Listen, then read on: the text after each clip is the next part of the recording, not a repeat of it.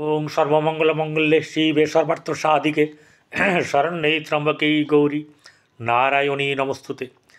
सृष्टिस्थिति विनाशानां शक्तिभूते सनातनी गुणाश्रय गुणमय नारायणी नमस्तुते। जय बड़ मायर जय, जय महादेवी महामायर जय। प्रत्येकेर जीवन सुंदर होक, आनंदमय होक, प्रत्येके सुस्थ थाकुन, प्रत्येकेर कर्मजीवन एवं वैवाहिक जीवन शुभ होक। श्री श्री पद्मावती मा एवं बड़ मायर काछे एई प्रार्थना करी। सकलके आमार এই জ্যোতিষাচার্য চ্যানেলে পরিতোষদের চ্যানেলে স্বাগত জানাই।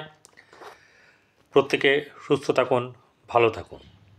যারা যারা সাবস্ক্রাইব করেছেন তাদেরকে অসংখ্য অসংখ্য ধন্যবাদ জানাই। আজকে যে রাশিটি নিয়ে আলোচনা করব তার কিন্তু সামনে বিরাট সুযোগ। পথের বাধা থাকবে, কাঁটাও থাকবে, সাফল্য থাকবে, ব্যবসায় বিরাট লাভও থাকবে, শারীরিক দিক মজবুত হবে। চলুন তার আগে জেনে নিই কোন গ্রহ কোন ঘরে অবস্থান করছে আর তাদের পরিবর্তন কী কী পরিবর্তন আসছে সেটা একবার দেখব। সেটা হচ্ছে গিয়ে এই যে শনি যখনই চলে যাবে কোথায়, শনি যখনই চলে যাবে কুম্ভ রাশি থেকে, অর্থাৎ চতুর্থে এতদিন ধরে ২.৫ বছর ধরে ঢাইয়া চলছে। এই ঢাইয়াটা অনেকে কিন্তু বুঝতে পারেনি ডিউ টু বৃহস্পতি। মানে এই ২.৫ বছরে বৃহস্পতি অনেক আপনাদেরকে মানে ঢেকে দিয়ে গেছে। মাথায় ছাতা ধরেছিল, তাই অনেকে টের পাননি, না হলে কিন্তু সত্যি সত্যি কাঁদতে হতো অনেককে। যাদের খুব খারাপ ছক তারা হয়তো কেঁদেছেন। কিন্তু একটা কথা বলবো, আমি তো যা থাকে আর কি, বর্তমান সময়ে গোচর যা থাকে সেটাই আমি তুলে ধরি। এটা আপনারা আমার যারা দর্শক তারা সকলেই ভালো করে জানে যে আমি কারোর পার্সোনাল ঠিকুজি বিচার করছি না, কারোর মনের মতন করেও আমি বলছি না। না, আমি আমার মনের মতন বলবো, যা জ্যোতিষ বলবে তাই বলবো। এবং তাতেও যদি দেখেন আপনার অশুভ চলছে বা ভালো হচ্ছে না, খারাপ জায়গাটাকে আপনি রিপেয়ার করতে চান, আপনি আপনার পছন্দের জ্যোতিষীর কাছে চলে যাবেন, তার সঙ্গে পরামর্শ নেবেন। কেউ যদি আমাকে দেখাতে চান তারা আমাকে দেখাবেন। 8906781462 এই নাম্বারে ফোন করবেন। আগে ফোন করবেন, হোয়াটসঅ্যাপে ঢুকবেন না। হোয়াটসঅ্যাপের ওই ইয়েতে কলও করবেন না, আগের থেকে ঢুকবেন না, আমার সঙ্গে কথা বলে তারপর ঢুকবেন। কারণ অনেকে আছে দিয়ে নাম দিয়ে চলে গেল, দেখা নেই, তোমার দেখা নাই রে, তোমার দেখা নাই। এ তো ভালো না, লক্ষণ ভালো না। ঠিক আছে, হোয়াটসঅ্যাপে মেসেজ করছেন, দেখাবো বলে লিখছেন, তাড়াতাড়ি দেখাবেন, কিন্তু তারপরে আর তার দেখা নেই। এরকম সকলকেই বলছি, সকলের ভালো না লাগলে আমার কাছে আসবেন না। ঠিক আছে, আগে কথা বলে নেবেন। যা হবে দূরে, মানে যেটা হচ্ছে অনলাইন আমি কনসালটেশন করি।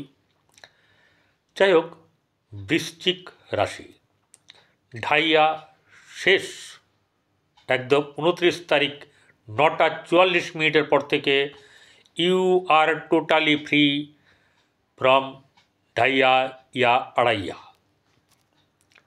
বোঝা গেল? আপনি ঢাইয়া বা আড়াইয়া বা আপনার ধাইয়া যাই বলুন, তা থেকে আপনি মুক্ত হলেন। এই 30 বছরে এই চতুর্থভাবে ঢাইয়া আপনার আর হবে না। 30 বছর পর এরপর অষ্টমের ঢাইয়া হবে। বোঝা গেল? ঘটনা হচ্ছে যেটা বৃশ্চিক রাশির ক্ষেত্রে যে সিচুয়েশনটা আছে, শনি চলে যাবে হচ্ছে পরের ঘর, অর্থাৎ সক্ষেত্র কুম্ভ রাশি থেকে মীন রাশিতে প্রবেশ করবে।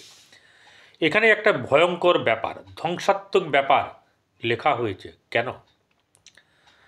কারণ শনি একা অনেক শক্তিশালী, সেখানে রাহুও বিরাট শক্তিশালী। 3 ডিগ্রির আশেপাশে তারা দুজনেই বিরাজ করবে, অর্থাৎ খুব ক্লোজড।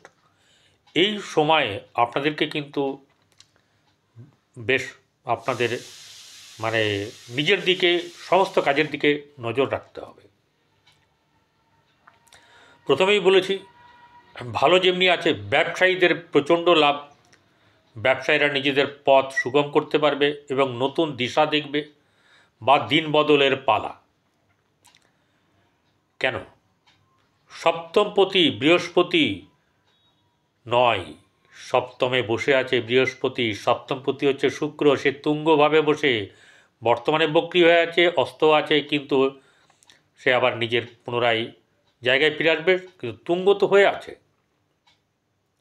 এবং তার বন্ধুরাও কিন্তু তার সঙ্গে আছে, সেটা হচ্ছে বুধ, রাহু, শনি। এগুলো সব প্রায় এক এক মানুষ, মানে কি বলবো, সকলের সঙ্গে সকলের মিত্রতা আছে, কারোর সঙ্গে অতি মিত্রতা। যেমন বুধ হচ্ছে এখানে পঞ্চমে যে গেছে মীন রাশিতে নিচস্থ, সে নিচস্থ হলেও তার নিজভঙ্গ রাজ্য হয়ে গেছে শুক্রের জন্যে, বন্ধু তো তুঙ্গ হয়ে আছে। কোনো রাশির সে মিত্রগ্রহ যদি তুঙ্গ থাকে, সে যদি নিচস্থ থাকে, তার বন্ধুর মারফত সে নিজ ভঙ্গ রাজ্যের ফল প্রদান করবে, লক্ষ্মী লাভ হবে।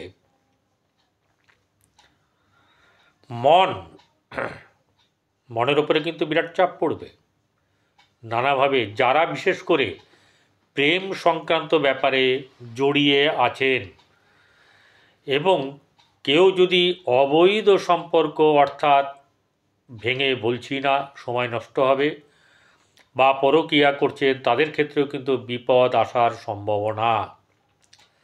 ঝগড়াঝাটি, মনোমালিন্য এবং বলে না প্রেম চটকে যাওয়া এবং ভুল ভেঙে যাওয়া, এই সব নানা রকম ব্যাপার আপনাদের সামনে আসবে।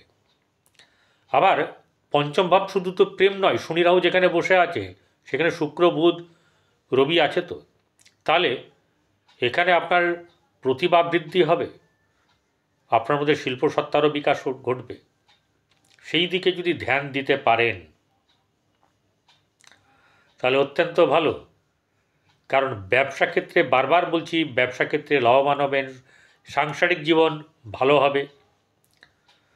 কিন্তু বাঁচকে রয় না রে বাবা, বাঁচকে রয় না রে।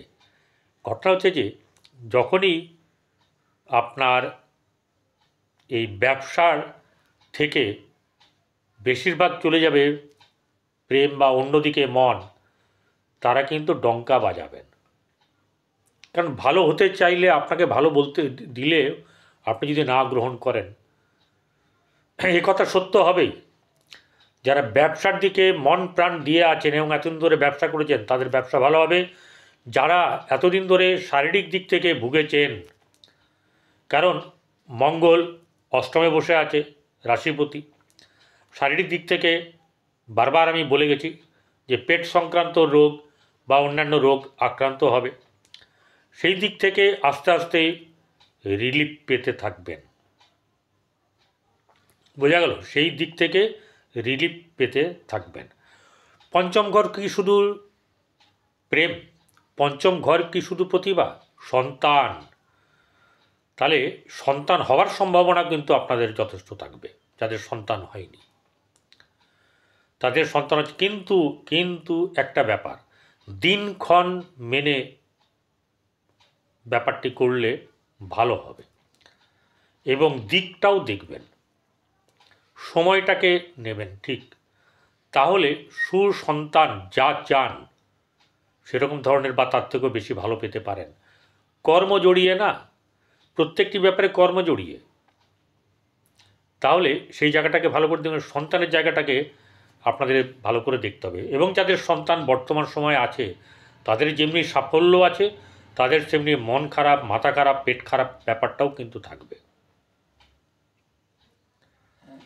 অর্থাৎ আপনার ভালো মন্দ, শান্তির জায়গা, আনন্দের জায়গা হচ্ছে গিয়ে পঞ্চম। চতুর্থ সুখের জায়গা, সুখপতি চলে যাবে তৃতীয়পতি এবং চতুর্থপতি সুখপতি সে চলে যাবে কোথায়? পরের রাশি পঞ্চম ভাবে। নানা ঝড় আসবে, অর্থনৈতিক দিকটাকে ঠিক করে রাখবেন, মানে যেন তেন প্রকারেণ খরচা করে দেবেন না। অর্থ রাখুন, সামনে সময় আসছে সেই অর্থ লাগবে। যদি অর্থ যারা যারা ভালো করে শুনবেন, যাদের অর্থ রোজগার ভালো হচ্ছে, এমনও তো আছে অনেকের মানে ব্যবসা বাণিজ্য ভালো চলছে বা ভালো চলবে, তাদেরকেই বলবো যে আপনারা গোল্ড, তারপরে সিলভার, এগুলো কেনার চেষ্টা করবেন। ডাইরেক্টলি যদি মানে কিনতে পারেন, সেটা কিন্তু কোনো গহনা গড়িয়ে কিনবেন না, সলিড কিনবেন, কাগজপত্র ঠিক রাখবেন, ঠিক দোকান থেকে নেবেন সমস্ত কিছু। আর যেটা হচ্ছে গিয়ে, না হলে মিউচুয়াল ফান্ডের দ্বারা, ব্যাংকের দ্বারা, বা আপনার যে ডিজিটাল গোল্ড বা ডিজিটাল সিলভার যে পাওয়া যায়, আপনারা ভালো পরামর্শ পাবেন। যারা এইসব কাজ করেন তাদের থেকে পরামর্শ নেবেন, তারাই নেবেন যাদের পয়সা একটু জমছে বা জমবে, তাদেরকে বলবো, কারণ ভবিষ্যতে আপনাদের কিন্তু অনেক ভালো হবে। তাহলে বৃষরাশির শনি যখন পঞ্চমে যাবে, একটু সন্তানের সঙ্গে কাঠখোট্টা মেজাজও হয়ে যাবে, ঠিক আছে? কারণ রাহুও আছে, মাঝে মাঝে মেজ উৎফুল্ল, শুক্র আছে, বুধ আছে, বেশ উৎফুল্ল ভাব, আবার মাঝে মাঝে একটুখানি কীরকম যেন হয়ে যাবে, সামলাতে হয়। তো তাদের সঙ্গে ভালো করে কথা বলবেন, আপনার বাক্যটাকে অবশ্যই করে ঠিক রাখবেন। কারণ কারোর সঙ্গে যে ব্যবসা ক্ষেত্রে না নিল, চলে যেতে দিন, তাকে কোনো কথা বলবেন না, তাকে কারোর সঙ্গে বাজে ব্যবহার, বাজে মুখে কোনো রকম কোনো কিছু বলবেন না। কারণ বৃহস্পতি সপ্তমে বসে আছে, আপনার বৃহস্পতি হচ্ছে দ্বিতীয় পতি, বাকস্থানের অধিকারী। তাহলে সেখানে আবার ধন সম্পত্তির ব্যাপার, মানে ধন সঞ্চয়ের ব্যাপার। তাহলে যদি আপনি মুখের দ্বারা আপনি কাউকে অসম্মান করেন, গালাগালি করেন, বা কাউকে কোনো কিছু করেন, আপনার এফেক্টটা সেকেন্ড হাউসে পড়বে। ধন বৃদ্ধি হওয়া তো দূরের কথা, ধন ঘাটতি হবে। এগুলোকে ভালো করে মনে রাখবেন। আর কি করবেন, আর গরুকে, কুকুরকে, কাককে খাওয়ান, তাহলে ভালো হবে।